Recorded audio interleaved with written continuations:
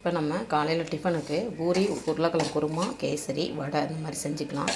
அதுக்கு பார்த்திங்கன்னா நான் வந்து கேசரிக்கு நெய்யில் ஒரு சின்ன கப்புக்கு ரவை வறுத்துட்டேன். இந்த பக்கம் முந்திரி திராட்சை வறுத்து எடுத்து வச்சுட்டு இப்போ இந்த பக்கம் பார்த்திங்கன்னா தண்ணி கொதிச்சிட்ருக்கு. கேசரிக்கு கொஞ்சமாக நம்ம ஃபுட் கலர் சேர்த்துக்கலாம். இந்த பக்கம் நான் ரவையும் முந்திரி திராட்சையும் வறுத்து வச்சுருக்கேன். பாருங்கள், நான் ரவையும் முந்திரி திராட்சை எல்லாத்தையும் ஒன்றா போட்டேன். அதில் 2 ஏலக்காய் வேறு போட்டிருக்கேன். ஏலக்காய் பீஸ் வேறு போட்டாச்சு. நல்லா கேசரி பாருங்கள், நல்லா தரன்னு கொதித்து வருது. சிம்மில் உளுத்து நான் சின்ன அடுப்பில் தான் வச்சுருக்கேன், பார்த்துக்கோங்க. நல்லா எண்ணெய் பிரிஞ்சு வரவும் நெய் பிரிஞ்சு வரவும் காட்டுறேன்.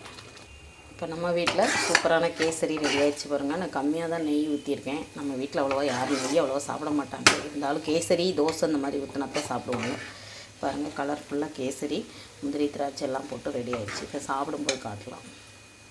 நம்ம வீட்டில் காலையில் டிஃபனுக்கு பூரி, உருளைக்கிழங்கு, அதுக்கு பார்த்திங்கன்னா ரவா கேசரி ரெடி ஆகிடுச்சு.